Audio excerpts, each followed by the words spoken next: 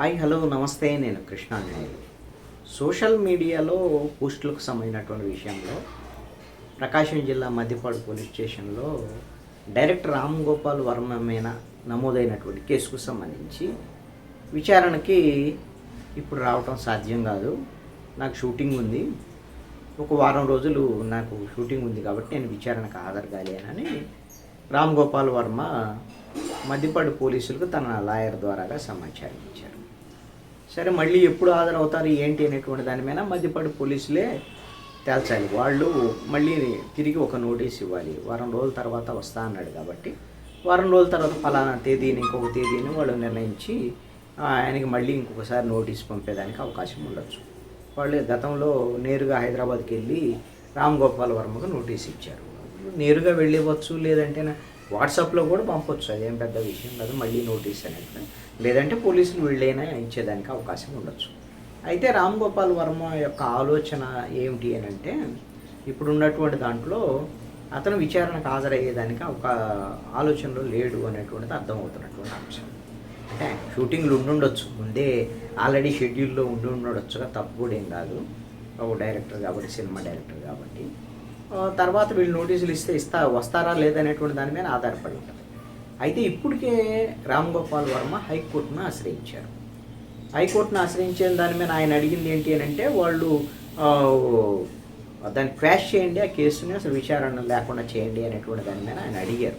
అది సాధ్యం కాదు అనేటువంటి దాని మీద హైకోర్టు చెప్పింది. ఇప్పుడు ఆయన మళ్ళీ హైకోర్టుని ఆశ్రయించారు.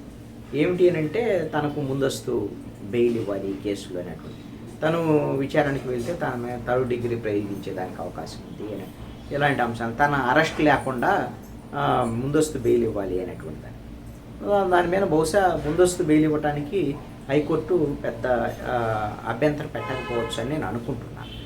ఎలాగో వారం రోజుల సమయం అడిగేటప్పుడు కాబట్టి ఇప్పుడు ఈ హైకోర్టులో దీనికి సంబంధించినటువంటి కేసుకు సంబంధించినటువంటి విచారణ కొనసాగితే పోలీస్ శాఖని కూడా అడుగుతుంది. అడిగిన నేపథ్యంలో ఆయనకు ముందస్తు బెయిల్ ఇచ్చి ఆయన మీద కఠినమైనటువంటి అరెస్టులు లేకుండా విచారించండి అని హైకోర్టు చెప్పేదానికి అవకాశం ఉండొచ్చు. ఎందుకంటే అసలు కేసు తీసేయటం, విచారణ లేకుండా చేయడం అయితే కోర్టు అంగీకరించదు. మొన్నే చెప్పేసింది, మీరు విచారణకు కూడా సహకరించండి అని రామ్ గోపాల్ వర్మకి హైకోర్టు సూచన చేసేదానికి అవకాశం ఉండొచ్చు. మరి ఇప్పుడు హైకోర్టుకి ముందస్తు బెయిల్ కోసం ఆశ్రయించారు కాబట్టి ముందస్తు బెయిల్ వస్తే బహుశా ఆయన విచారణకు హాజరయ్యేటువంటి అవకాశం ఉండకపోవచ్చు. ముందస్తు బెయిల్ రాకపోతే మాత్రం ఖచ్చితంగా ముందస్తు బెయిల్ వచ్చిన విచారణకు హాజరవ్వాల్సిందే. విచారణకి వెళ్ళమంటారు కాబట్టి అప్పుడైనా వాళ్ళు విచారణకు రండి అని అంటే వెళ్ళాల్సిందే. అయితే ఇది మద్దిపాడు సంబంధించినటువంటి కేసుకు సంబంధించినటువంటి వ్యవహారంలోనే ఆయన హైకోర్టును ఇప్పుడు ఆశ్రయించినటువంటి పని. ఇంకా ఆయన మీద చాలా చోట్ల కొన్ని కేసులు నమోదవుతున్నటువంటి పరిస్థితి అయితే ఉంది.